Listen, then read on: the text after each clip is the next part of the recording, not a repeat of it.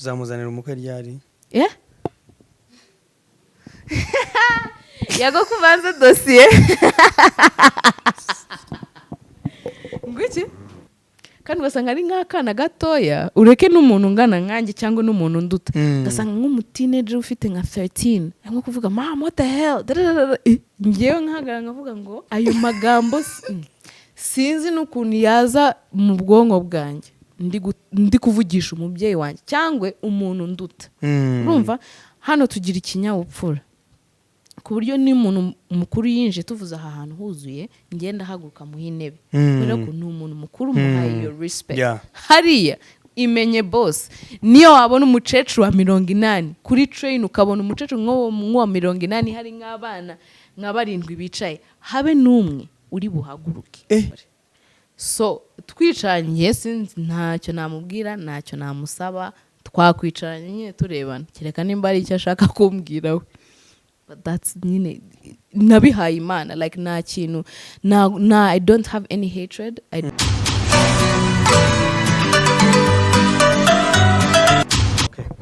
You better know my people out there. Yeah, them call me YAGO, the bad boy, shatter, cooler believer, champion, monster, conqueror, furry, the teacher, the preacher, conductor, vibrator, Mr. Dreams, the top body, stop connector, the true monster, the true hustler, the humble man, the most unusual guy, the motivator, the extravaganza.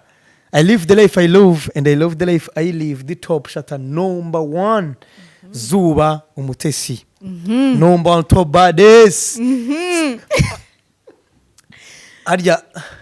Harya ni motivation speaker.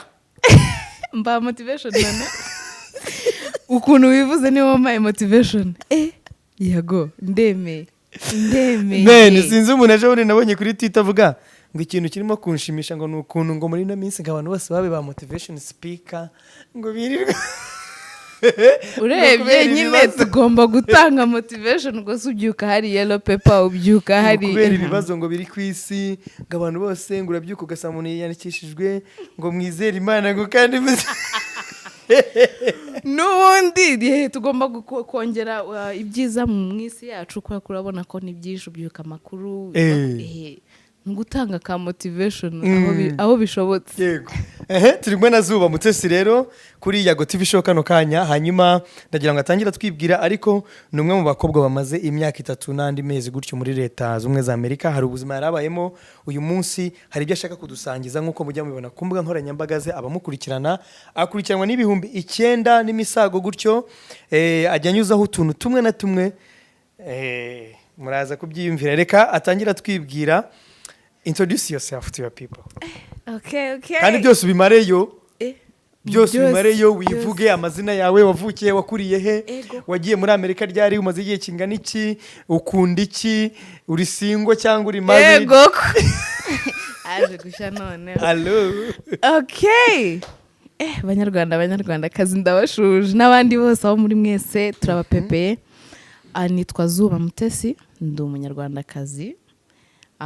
Nari kuvuga ko uyu munsi nari kuvuga ko ndi umunyeshuri ko mbimenyereye ko maze kurangiza kaminuza just last week I think 2 weeks ago. Nabonye degree in communications with a concentration in gender and women studies. Outside y'ishuri y'amashuri ndandika. Mfite blog yitwa Zuba Unfiltered aho mvuga ku bintu in general mvuga ku buzima bwanjye ariko nshiramwo nyine kwa kundi bavugaga ba motivational speaker sinzi nimba nabyita motivation ariko ni ugukoresha ubuzima bwanjye nka example basically cyane ko mvuga ku bintu bijyanye na mental health kubera ko societe yacu ntago dukunda kubivugaho so nakoresheje ubuzima bwanjye mfata platform ndatangira nkunda umuziki cyane ndi umuntu uri super chill abantu uhuranya nanjye bazahora bakubwira ko nge nseka ndi umuntu w'ibineza byo kurakara ntago mba mbifitiye umwanya niki kindi nakubwira se ndi bucura mu rugo wacu mu muryango w'abana bangahe mfite basaza banjye 4 n'abakuru banjye 2 ariko nabwo nakuranye n'abakazinzi banjye so urebye uguru wa 7 so kubera ko nakuranye nabo bakazinzi banjye benshi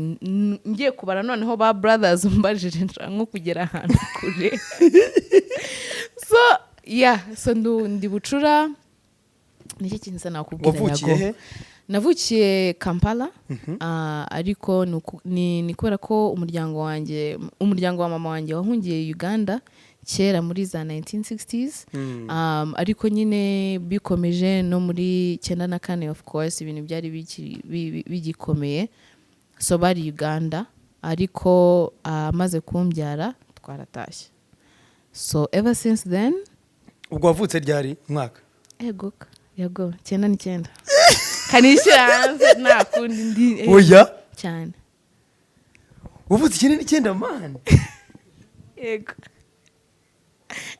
musabe ikintu uvuze kutajya wikomeza wahagurutsemo gatoya kubera ukuntu ndeshora ndi muremure man wavutse 99 yego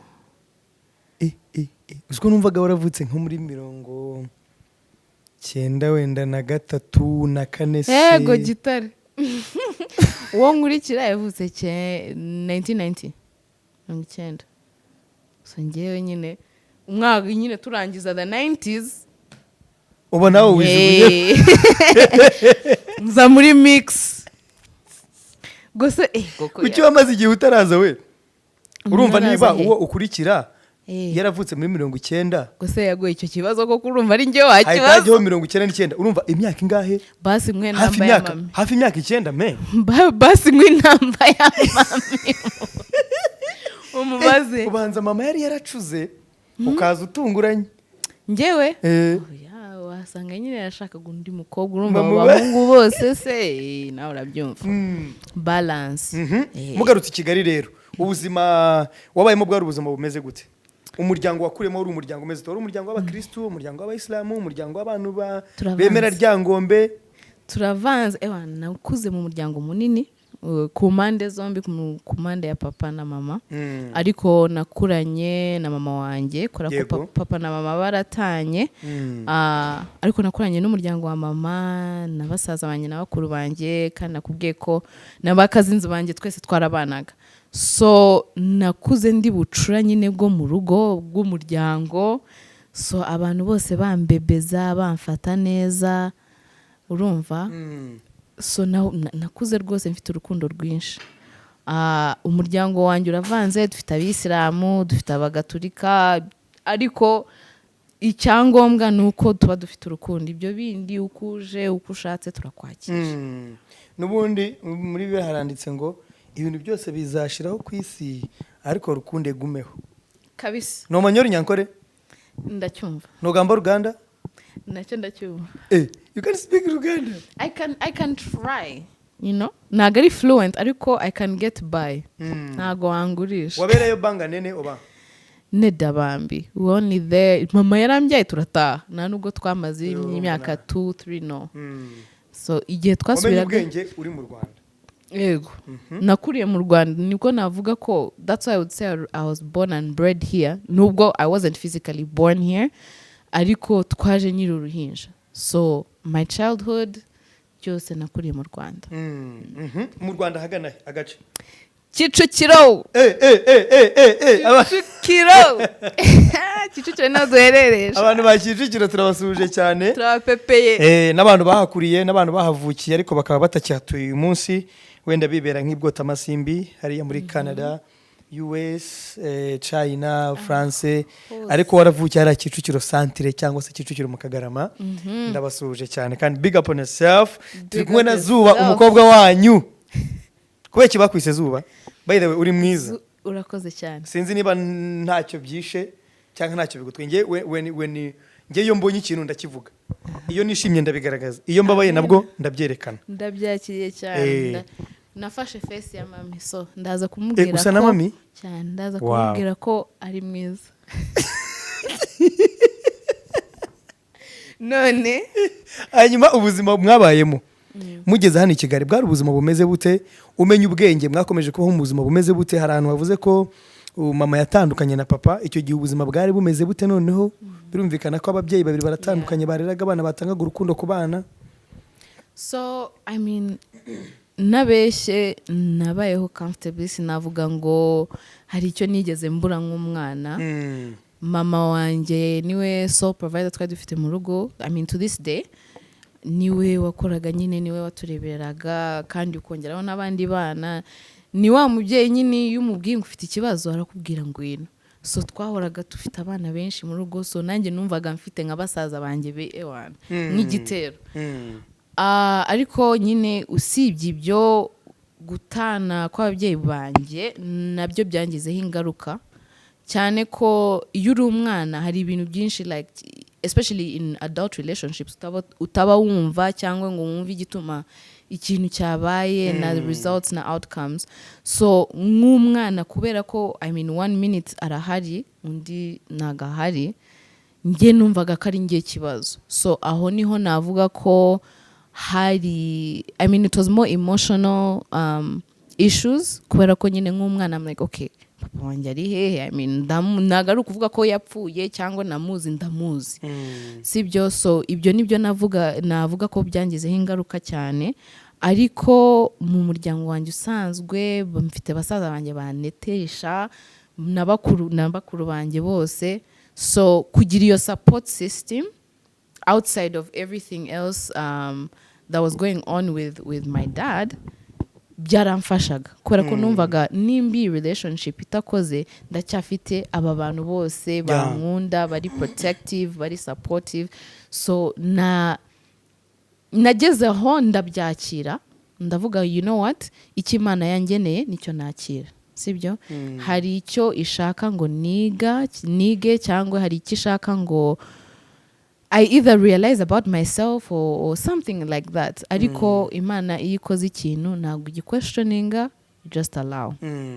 So nanjye ngeraho I had my peace with that. Outside of that ubuzima bwari bwiza pe. Ubwo papa na mama batandukanye ungana gute? Batandukanye nyiri umwana mfite nk'imyaka 3 wenda.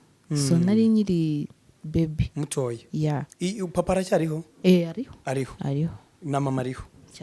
Hanyuma nk'iyo mama yakubwiraga story y'ikintu cyatumye papa wanyu atandukana nawe, wabyakiraga gute umaze gukura, umaze kugira ubwenge? Ese warabyumvaga? Okay. Nyiri umwana ntago nari kubyumva kubera ko nk'umwana uba ushaka kugira aba parents bombi, you know, naturally uba wumva ko ugomba kugira papa na mama. Kandi niyo najyaga ku ishuri ubona abandi bana papa yaje kumufata nkavuga se musaza wanjye ari hera. So nyiri umwana ntago nabyumvaga. Ariko nangiye gukura and the more I also got to be more open with my mother, it's just a matter of understanding ko yagombaga gufata decision imufasha kugira ngo nawe asigare in a space that is happy, safe for her. Kuvuga ngo nago yari kwihata relationship Imana itamugeneye. So nkuze nanjye ndavuga you know what, nimba muri destiny yacu Imana yarabyanditse gutya, iyo chapter turayisoma dukomeze. Igikomere cyangwa se icyo nakwita nk'igisebe cyangwa se cyo byagusigiye kibi ubu gutiye umunsi nkibona kubera ko nakuze nkamenya ubwenge, ariko mbona ko hari icyo byansigiye kibi. Ni nk'iki? Cyo navuga nuko I wish iyi realization nari nayibonye kera kubera ko ngewe uko nabibonaga nyiri umwana nimba umuntu atanye nawe umaze nyine kubyara umwana, ngewe numvaga ko ari ngiye kibazo. Urumva? So kubera kumva ko ari ngiye kibazo, igikomere natangiye kugira nuko numvaga nkaho ndi burden ku bantu kubera ko ndavuga nimba wenda then yeah exactly. So nangira ibintu byo kwiyanga kandi ukongeraho societe nyarwanda ukuntu bahora bavuga ngo wabyibushye ko niki, ugatangira noneho ngatangira kwigunga kwa kundi nkavuga se umuntu nankunde abantu bambwire ngo ndasa nabi ngane he, clearly ninge kibazo. So nyiri mutoya iriya like depression niho yatangiriye. Nibwo natangiye gutangira kwitekereza ubuzima bwanjye, kandi icyo nabonye nicyo gituma actually natangiye kwandika nuko muri societe nyarwanda iyo dufite ibibazo nk'ibi abantu cyane cyane ababyeyi ntabwo baba bashaka kubivugaho. No mu miryango barakubwira you know ni ibintu musigarana mu muryango, ariko nabwo niyo uri mu muryango hari abantu batakumva. ugasanga umwana aganye nk'umubyeyi cyangwa ari ikibazo afite, aho ngo bamuvugishe bumve wenda afite ikihe gikomere, afite ikihe kibazo, ni gute twamufasha, bagatangira ego ni bya bindi byanyu, wowe urahaze, wowe ugiye mu nzoga, ibintu nk'ibyo. Ariko ukareba ko the root of the issue ni igikomere umuntu aba afite, urumva. So nanjye nyiri mutoya icyo gikomere cyatumaga nikekaho byinshi, nkavuga se ubwenge mfite ndabufite, ubwiza ndabufite, numvaga ko nta n'ikintu na kimwe nari mfite. Exactly, navugaga nimba narinje isi nkatangira ibibazo naranakura, really what is the point? Ariko nkomeje gukura, ariko ngeze naho natangiye gukora therapy n'umutherapist wanjye, ngatangiye kuvuga ku bibazo nari mfite nyiri mutoya, ukuntu nibonaga just even my body image, dutangiye kubivugaho, and slowly by slowly ibyo bikomere nabihinduye lessons.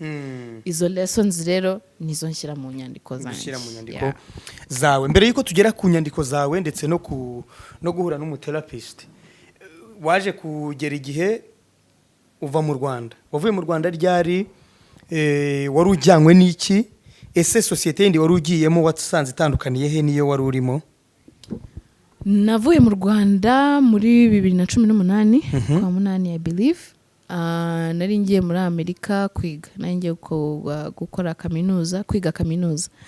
So nagombaga kurangiza next year, ariko Imana ishimwe nyine iyo ushatse ngo ugende uragenda. So narangije this month actually. Namaze imyaka 3 ariko ngenda na. So nago namaze imyaka 3 yose naratahaga, nkasura nyine nkamara umwanya hano wenda amezi 2 cyangwa 3. Societe ya hariya ni hano biratandukanye cyane.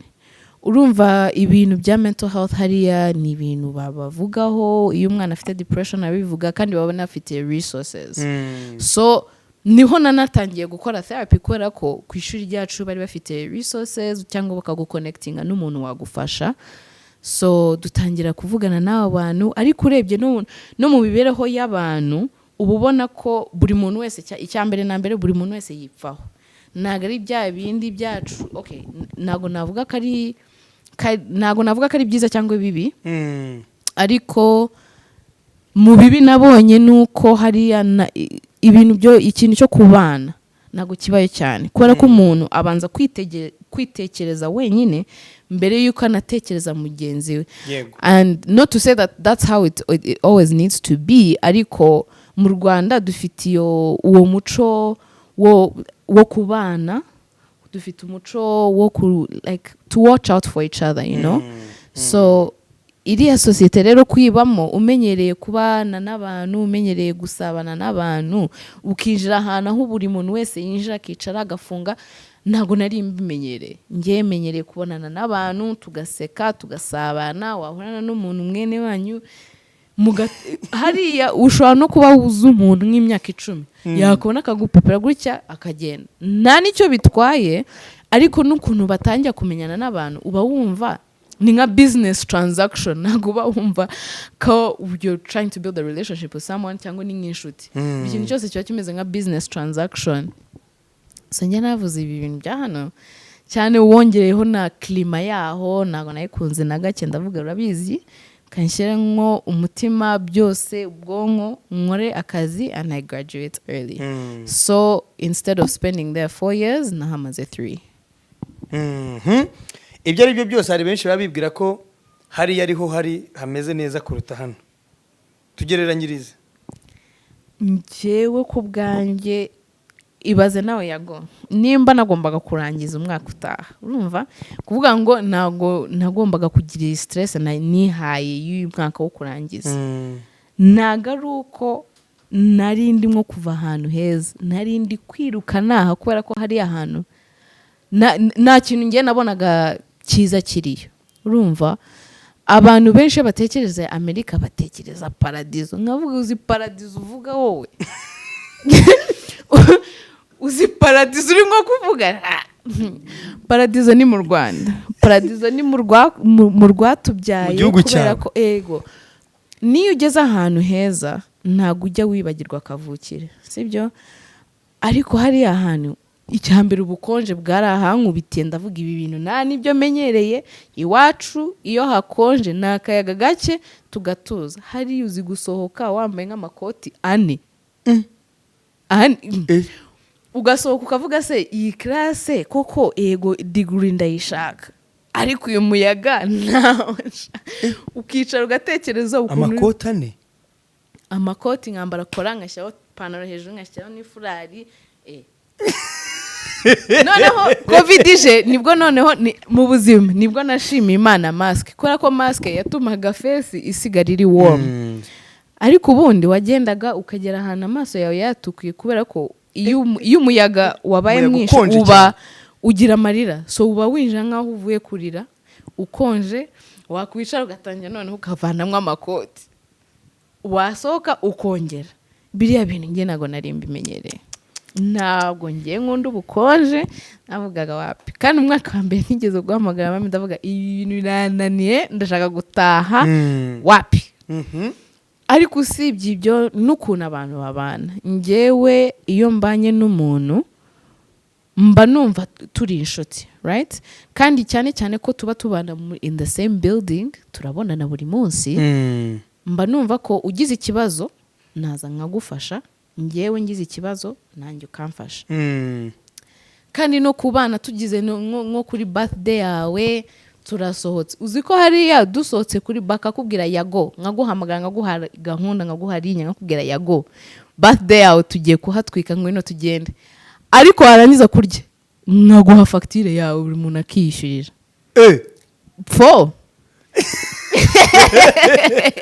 nukuri kandi hariyo nicyo gituma bajya bagira na system urabona hano iyo dusabye facture mwasohokanye akenshi babaha facture imwe hariya mbere yuko unakora order yawe barakubaza one check or separate checks kukwera ko abantu hariya bamenyereye niyo twasohoka turi kumwe bamenyereye ko umuntu ashobora kwicara akakubwira buri muntu arimenye urumva ariko ngewe kubera ko menyereye ibintu byo kubana kuvuga ngo musabye umuntu ngo tugende dusangire nta kibazo ngiye nkwishyuriye urumva hano i Kigali iyo uhamagaye umuntu kuri call ukavuga mane dusohoke ahita yumva ko ari ku mufuka wawe kubera ko usabye time yanjye urumva so you're asking for my time and the simplest way I can even pay that back maybe to pick up the bill urumva hariya niyo nakubwira birthday yawe barazana facture nawe birthday boy wishyure ye biriya bintu ntago kandi utuntu dutoya nk'utwo tukwereka ukuntu umuco wabo ugenda na trends zabo ariko kimwe numvise hariya icyo kintu sinzi niba abantu bari bucyumve kimwe nanjye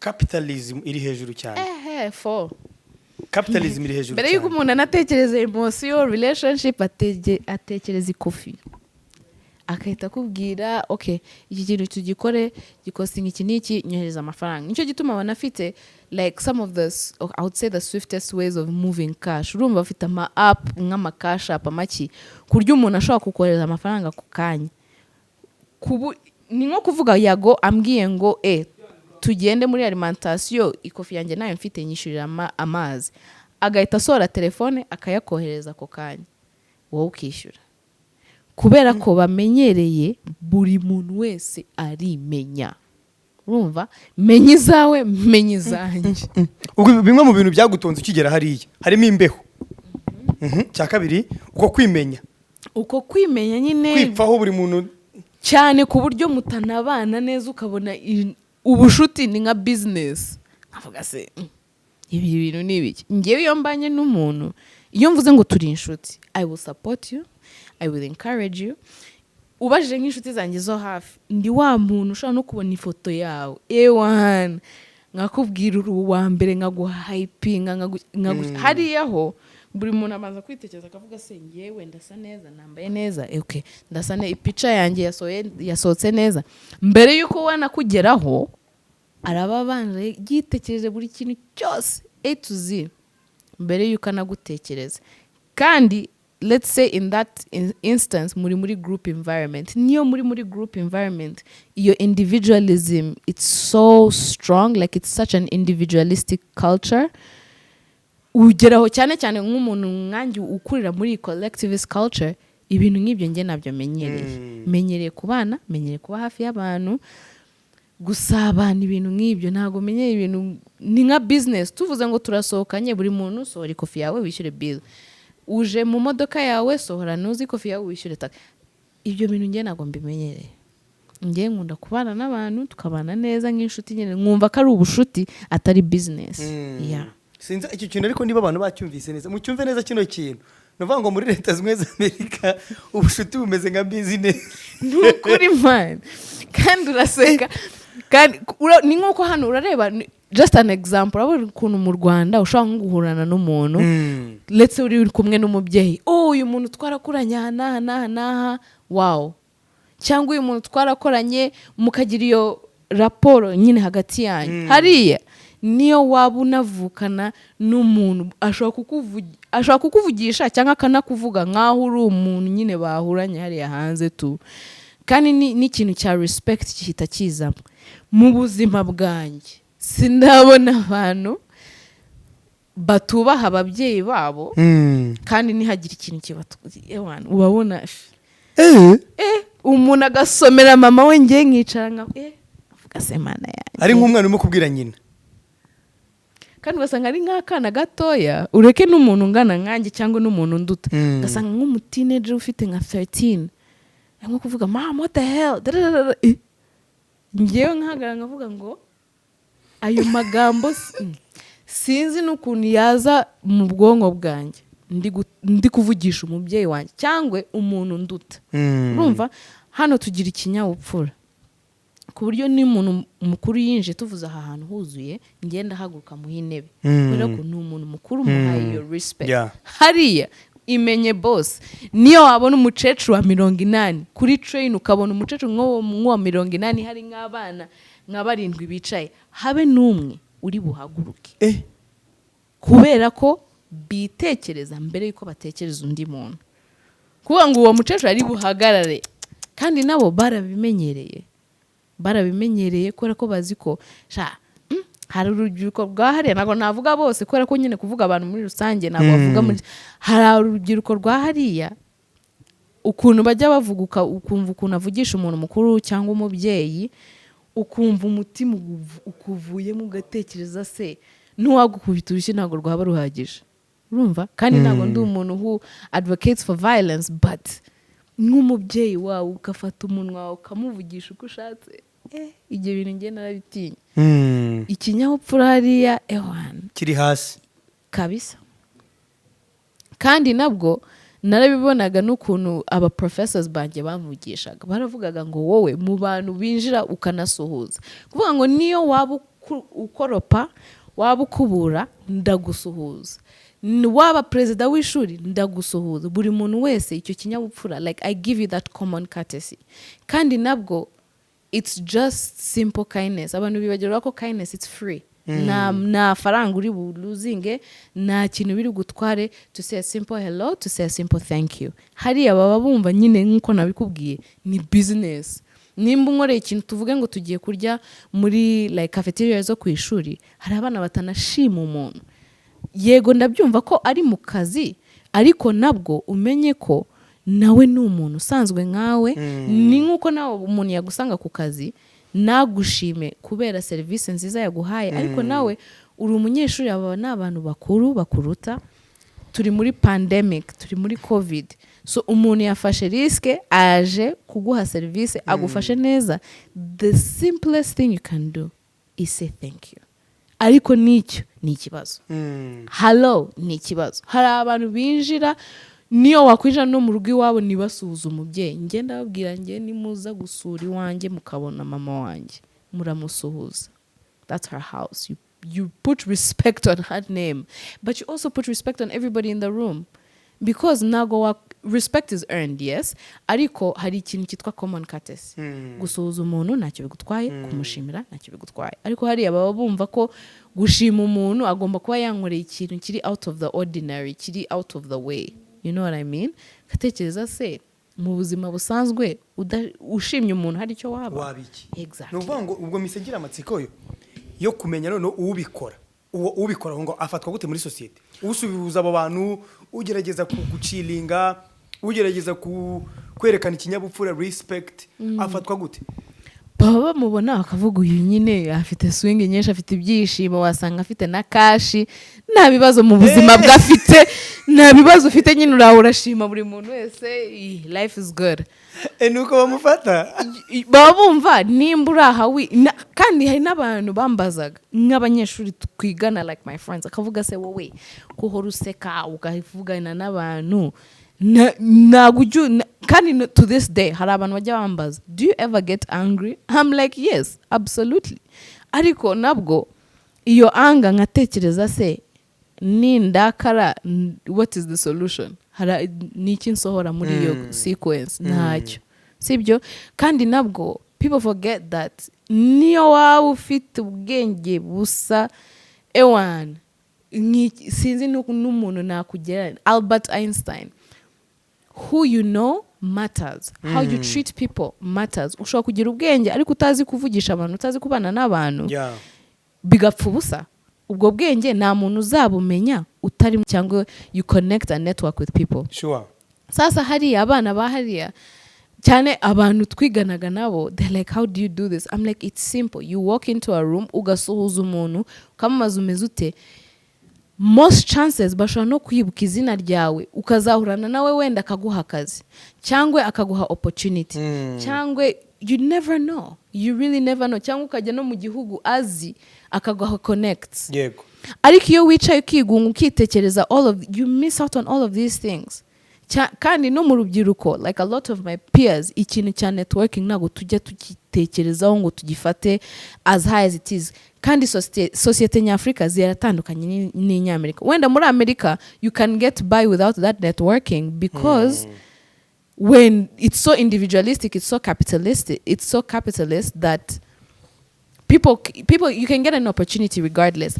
Ariko urebye nko mu societe nyarwanda, umuntu uzi, abantu uzi bazagufasha. Hari umuntu a friend of mine yigeze kumbwira, what you are, your character will get you a seat at the table. Who you know will get your foot in the door. Kuvuga ngo nago nabona iyo seat at the table, nazo umuntu uri bumfungurire that door, nazo umuntu uri bume iyo opportunity. Ariko nago namumenya, nafashe iyo step yo kuvugisha umuntu, a simple hello, how are you, my name is Zuba, you know. Nago abantu bajya bagitekereza. Kandi noneho muri Afrika ho buri muntu azi, buri Kigali wari wajya ahantu ntibakumenye, aho ariko yagura superstar mfashe kigerano kitari. Ariko nyine abantu baraziranye akenshi, cyangwa baza umuryango wawe, friends, you never know, you're so connected that common courtesy, being kind to people, can open more doors than you know. Ariko biriya ibintu byo kugenda wigunze this abantu nta nubwo bajya batekereza outside of their life issues, outside of their problems, because where are you going to go? You don't talk to people, you don't interact with people, you don't give people the opportunity to even be there for you. So your expectation ufite uzageraho gute utashyize mu your work, udashyize mu your effort. Yeah. Reka tugaruke rero ku buzima bwawe. Ugeze muri Leta Zunze Ubumwe za Amerika, utangiye kubona n'umutherapist. Muri wowe wumva gushaka gukira iki? Niki wumva gushaka gukira? So okay, ikintu cya mental health rero nta nubwo bavuga ko ukira.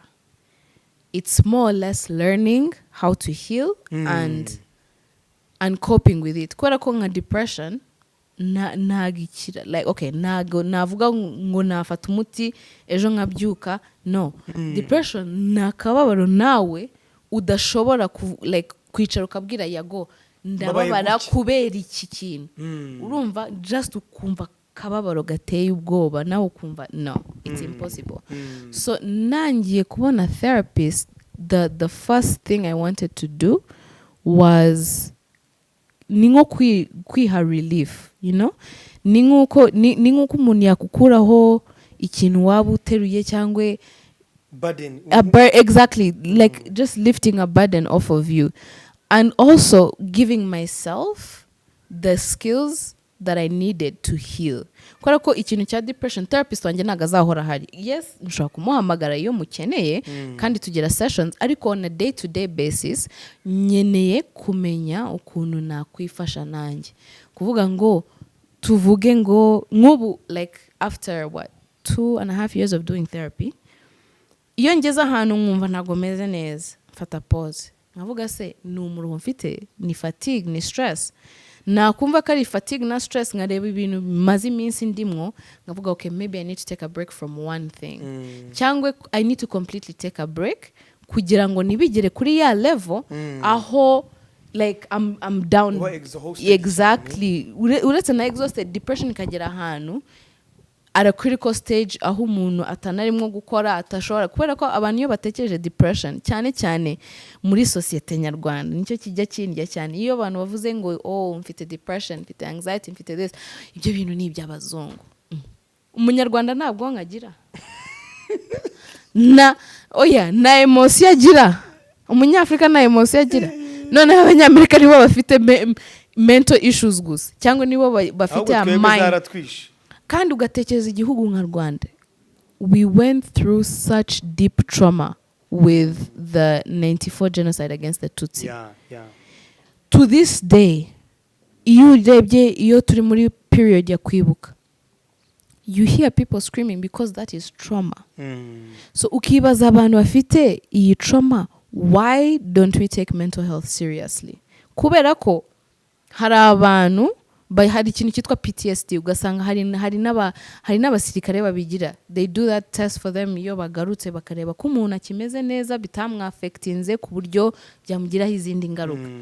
So ngewe umuntu kumbwira ngo ibyo ni iby'abazungu, nge namurebaga nk'umusazi, kubera ko mental health it's human. You know what I mean? Ni nko kujya kwa muganga ukavuga okay, ukuguru kwanjye kurandya cyangwa iki, ugakora physical. You have to do the same for your mind. Your mind is where you live 100% of the time. You can't escape your mind. Iyo byutse uratekereza, iyo uryamye urota.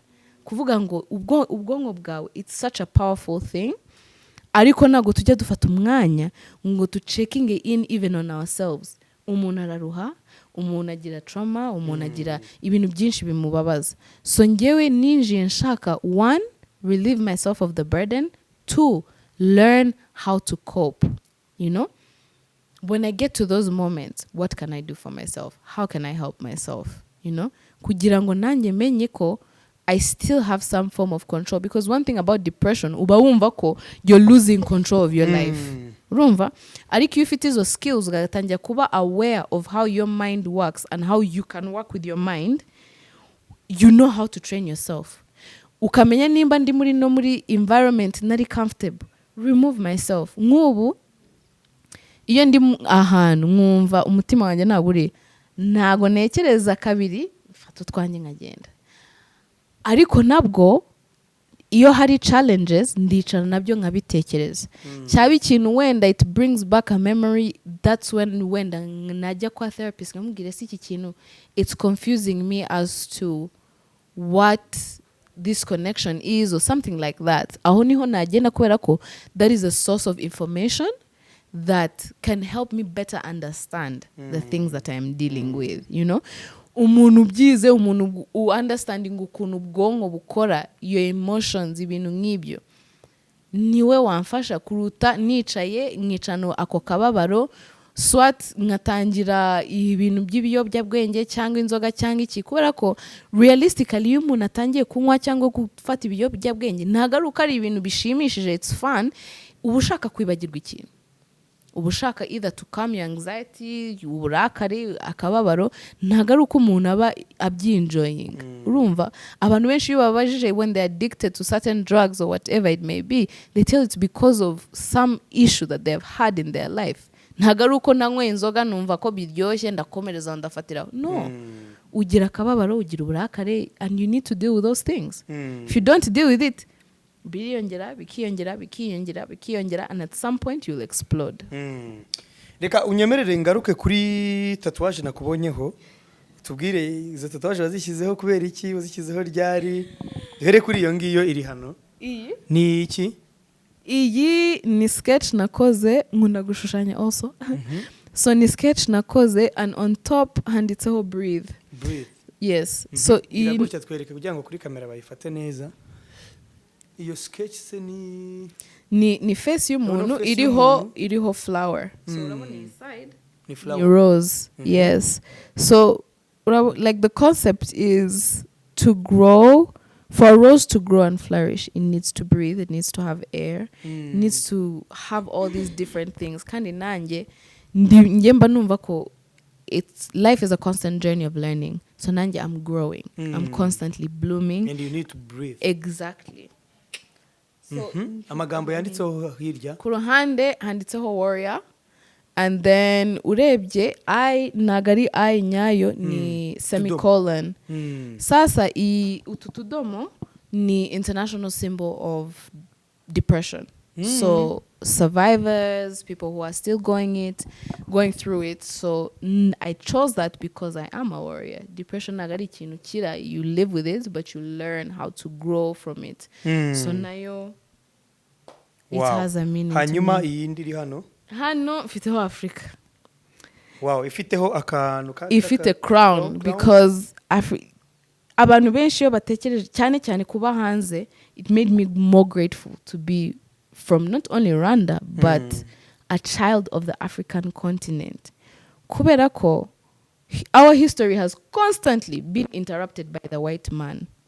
Rumva, but regardless of that, Africa is the source, is one of the main sources of the world's natural resources. Tuvuze ngo uyu munsi turabyutse, leaders, everyone on the continent is on the same page, tutangiye kwa lininga ibintu. Urumva tukagenda muri proper leadership and all these different things. Hanze ibi bihugu byose tuhora tuvuga ngo they are amazing, they are what? They wouldn't be able to survive. Urumva Africa has such a rich history, kumande zose. Urumva history yacu ni abantu baciye mu bintu byinshi, ariko we are still pushing forward and we are still rising constantly. Noneho kuba umunyarwanda ukareba abantu baciye muri genocide yakorewe abatutsi, ukareba aho tugeze nona. I mean, what can't I be proud of? Agora nko muri America yego. Havuga se nk'ubu naba proud y'iki? Mwebwe history yanyu mwavanye abanyafrika muri Africa, murabazana hano muri slavery. They have suffered and black people continue to suffer. So it's like, why can't I be proud of where I come from? Because we are really the bedrock of so much. Not only in our own societies, but everywhere in the world. America wouldn't be anything without the slaves. They have built the country. Urumva? So Africa niyo bedrock. Bakavuga iki? Amaherezo. Africa is king. For real. Hayindi tatuwaje ufite? Zirahari ni nyinshi. Izindi ufite ziri he? Hari izindi mfite ku mubiri nyine ziravanze hose. We humura ariko zirahari, hari izo mfite no ku maguru ariko ya. Hanyuma nkunda tatuwaje cyane actually. Kubera icyo zikunda? Okay, so ngiye nkunda art.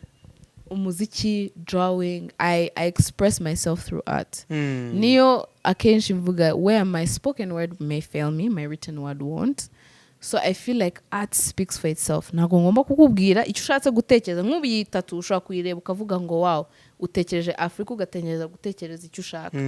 And that's fine. Art has its own interpretation. Ariko nabwo nakuze nkunda tatu nzishaka. So ngeze ku myaka aho nshaka kuyibona na ewana nagiye. Kandi na nubu ndacyazishaka nakubeshya. Ariko nyine iyo muri societe nyarwanda uraza akakubaza ese uzakora hehe, umugabo uzamona hehe, ntiyaze mana yanjye. Atekereza se tatuwaje n'imikorere yanjye n'ubwonko bwanye hari iyihe connection? Nimba umuntu atankunze kubera ko mfite tatuwaje ubwo nyine naga nkunda. Tatuwaje n'umugabo bihurira. Tatuwaje n'umugabo byose njye mba nekereza wowe nta kibazo ipfeho nanjye nzimenya nyine nakundi. Ariko biba biteye abantu benshi ikibazo.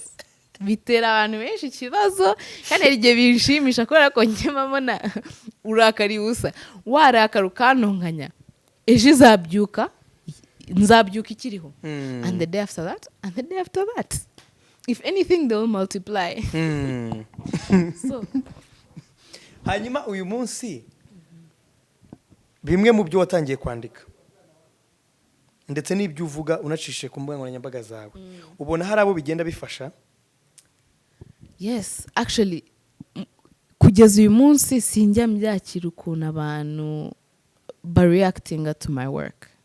Hari abantu banyandikira message nanjye nkarira ku bwanjye, umuntu akakubwira ko hari nk'abantu bambwira ngo mu buzima bwanjye sindahurana n'umuntu wakwandika ku buzima bwe ariko mu buzima bwe nkiyumvamwo nkibona, and I see and understand their pain, and they see it and understand it because they have been through it or are going through it. Kuvuga ngo in a way koresha ubuzima bwanjye nka example, it's opening up not only people in my generation but n'abantu bakuru. Hari abantu bakuru muri generation ya ba mama wanjye bakomeza kuma encouragement to keep going, kubera ko ndi kuvuga ku kintu kidufataho twese, waba umuntu mukuru waba umusaza kugeza ku ruhinja. Mental health matters across the board, whether you're a man, woman, Asian, Japanese, Rwandese, it matters. Urumva? So even just starting the conversation to the point where people are understanding, okay, maybe this is something we need to pay attention to, that ni ibintu bikomeza binyereka ko my writing is not only necessary for other people, but it's necessary for me. Natangiye kwandika for other people, and I don't write for others. I write for myself because it's also a way for me to heal. The blessing of me writing and it touching other people, ni blessing. Ariko, the intention is for me to use my life as a light to show that mental health matters. Kwa kaba niyo bahuranye nanjye ukuntu mbameze, the way I relate to people, ntago umuntu yatekereza ko mfite depression. Yego. So kwerekana ko na depression ifite amasura menshi. Aha niyo atekereje depression, batekereje umuntu wigunze, utarya, utanywa cyangwa aranywa. No, depression is everywhere. Ushobora no kuba wicanye n'umuntu cyangwa even your spouse murarana mu gitanda kimwe utabizi. You know what I mean? So gukangurira abantu to check in on yourself, check in on other people, you know? Because sinzi umuntu wabivuze, ariko it's a saying that's very common. If you want to go fast, go alone. If you want to go far, go together. So njyewe mba numva ko iyo nangiye conversation ngakoresha ubuzima bwanjye, abantu bagatangira like to relate to my work, not only because bumva story yanjye kandi nabo they have similar experiences, but ariko nabo barimo kubona ko ni ikintu dukeneye guha a lot of attention, ni ikintu dukeneye to invest in, you know, as people who have the history that we have. It's something that is important. It's something that we need to actually focus on and invest our time in. So nabwo ndimo gukoresha ubuzima bwanjye guhindura ukuntu societe nyarwanda igibona n'abantu. Just nanjye nko kugira tattoos. Hari abantu bavuga se umukobwa ufite ubwenge nkawe yagira tattoo. Ndambwira se ubwenge bwanjye, ubu bwenge nkoresha ni na tattoo mfite ujya ubona biri different. Iyo usomye inyandiko zanjye ubutekereza tattoo zanjye. Iyo ubonye akazi kanjye ndi muri office ubutekereza tattoo yanjye. No, you're thinking of deliverables, you're thinking of results. So at the end of the day, what's inside matters. Back to the mental health, what's inside matters. Initial urumva, initial yanjye ni nkuko ugenda, ni nkuko na wagura inzu umuntu akakubaza kuki wayiteye irangi.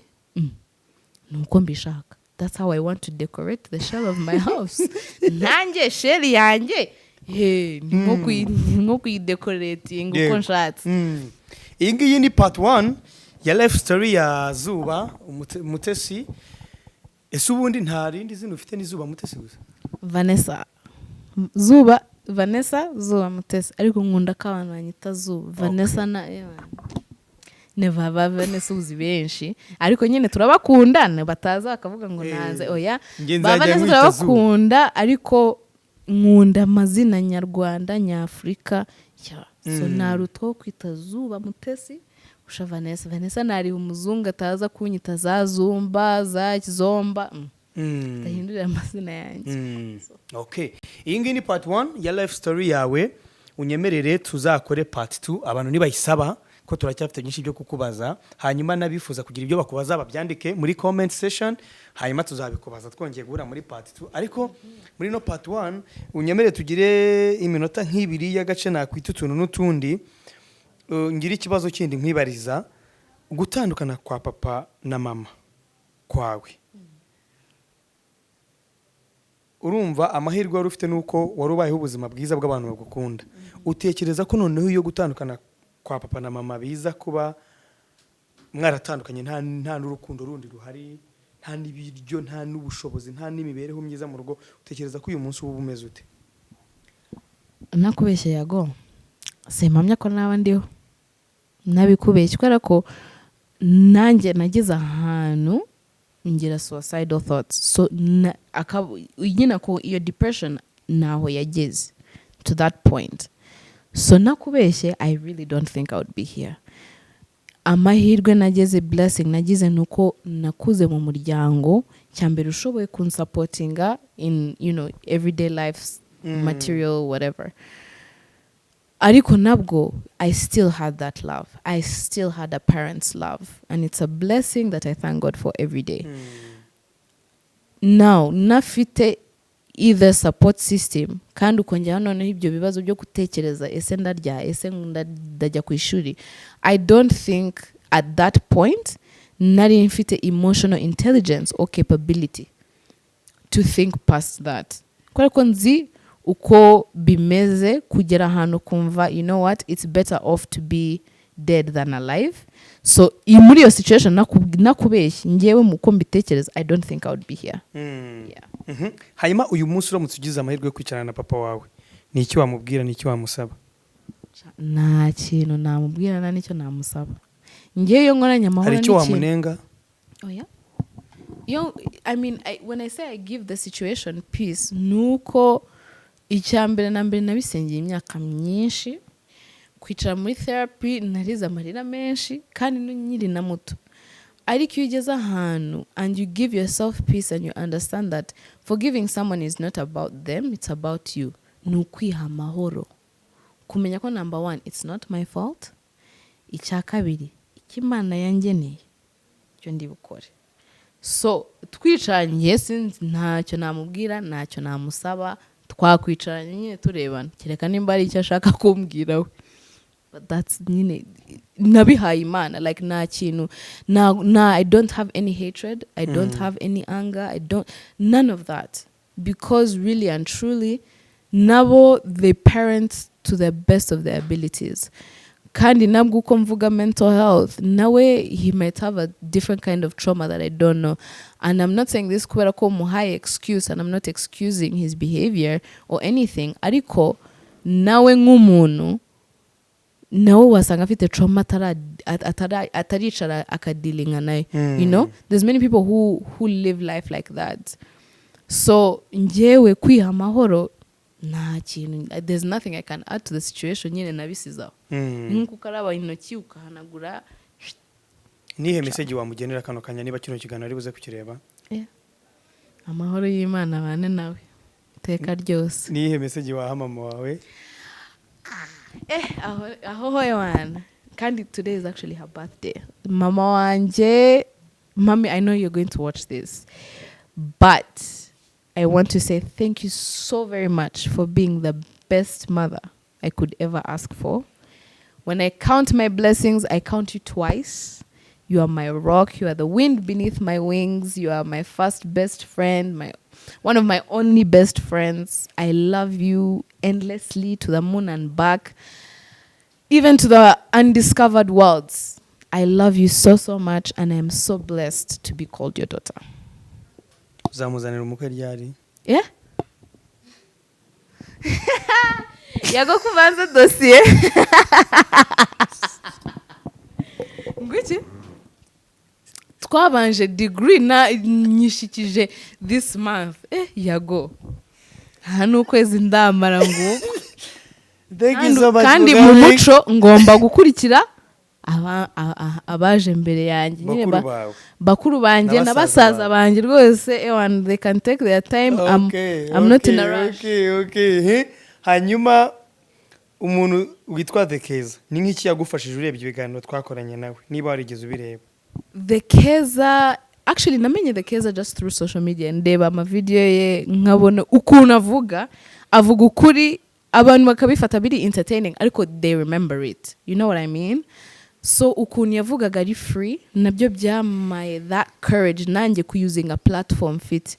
Urumva obviously platform zacu nago zingana, she's a much bigger influencer than I am, ariko just because ni umuntu ni uranye nawe, she's a free human being, she's loving, kandi story urebye ibintu byose amaze gucamwo n'ibyishimo yerekana n'urukundo yerekana, you can't help but also be inspired by such joy, such kindness, such love. Kubera ko nanjye like ibaze nk'umuntu mutaziranye neza ariko nawe akakubwira kagufana, nkavuga se ngiye urafana nakoze iki. Urumva, just even that source of encouragement, ukabona undi muntu they're doing their thing and you encourage them, it goes a long way, it goes a really long way. So just kubona umuntu supporting abandi, umuntu uri free spirited, akavuga what she thinks without offending anyone, by the way. Abivuga nuko kubera ko biri entertaining, there's no disrespect. So I respect her for her journey, number one, ahageze n'umubyeyi as an influencer. I think ni mu ba influencer bacyenge ndeba nkavuga wow, I really love that, you know. Thank you for the good conversation. See you next time. See you in part 2. Merry Christmas and Happy New Year. Thank you. You as well. Thank you for having me. One love.